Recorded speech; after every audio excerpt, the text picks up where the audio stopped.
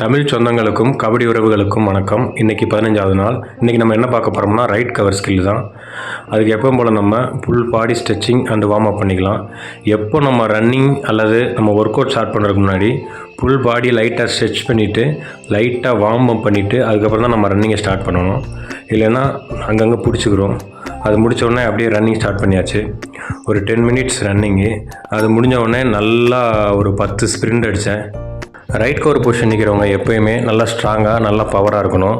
அதுக்கு நல்லா எப்போயுமே வாரத்தில் ஒரு 4-5 ஸ்ட்ரென்த்தனிங் ஒர்க் அவுட்டு ஃபுல் பாடிக்கும் பண்ணுங்கள். நீங்கள் ஒரு நல்ல பவர்ஃபுல்லான ரைட் கவர் ஆகணும்னா டெய்லி ஒர்க் அவுட் பண்ணுறதோட ஜிம்மு ஒர்க் அவுட்டும் போய் பண்ணிங்கன்னா இன்னும் நல்லா பவராக இருக்கும். நல்லா வெயிட்டை வச்சு ஸ்குவாட் அடிக்கிறது, பவராக லிஃப்ட் அடிக்கிறது, இதெல்லாம் பண்ணும்போது நல்லா அவங்களுக்கு பவராக இருக்கும்.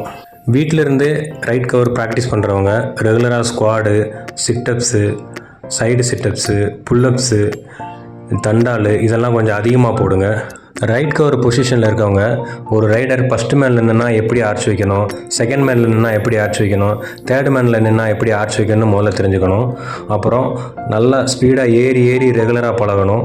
ஒரு ரைட் கவர் ரைடரோட ஐஸையும் அவருடைய மூவ்மெண்ட்டையும் தெளிவாக வாட்ச் பண்ணணும். ரைடர் உங்களை மூவ் பண்ணும்போது மட்டும் டக்குன்னு மேலே ஏறிடணும். கரெக்டாக ஸ்டெப்பில் போய் மறைக்கணும். கரெக்டாக பாடியை கரெக்டாக முன்னாடி கொடுக்கணும். ரைடர் உங்களுக்கு ரீச் அடித்தா டக்குன்னு கட்டடி அடிக்கணும். கை வச்சா கையை தட்டி விட்டு பிளாக் பண்ணணும். ரைடர் அசால்ட்டாக வந்து நின்னாலே டக்குன்னு போய் மறைச்சிடணும். ஒரு காலை முன்னாடியும் ஒரு காலை பின்னாடி பவராக போட்டு தான் மறைக்கணும். ரைடர் சடனாக அவங்கள ரீச் அடித்தா டக்குன்னு காலை பின்னாடி வச்சு கட்டடி அடிக்கணும். இல்லைனா மண்டமுட்டு போடணும். நெஞ்சில் கை வச்சா பவராக கையை தட்டி விட்டு அப்படியே பிளாக் பண்ணணும்.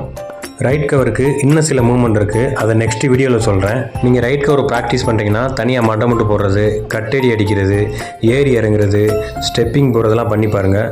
எல்லாம் முடித்த பின்னாடி லைட்டாக என்னுடைய ரைட் ஸ்கில் பண்ணி பார்த்தேன். எனக்கு டைம் கிடைக்கிறப்போ கண்டிப்பாக ஃபுல் ஸ்கில் வீடியோ போடுறேன். இன்றைக்கான ப்ராக்டிஸ் முடிஞ்சு. அனைவருக்கும் வணக்கம்.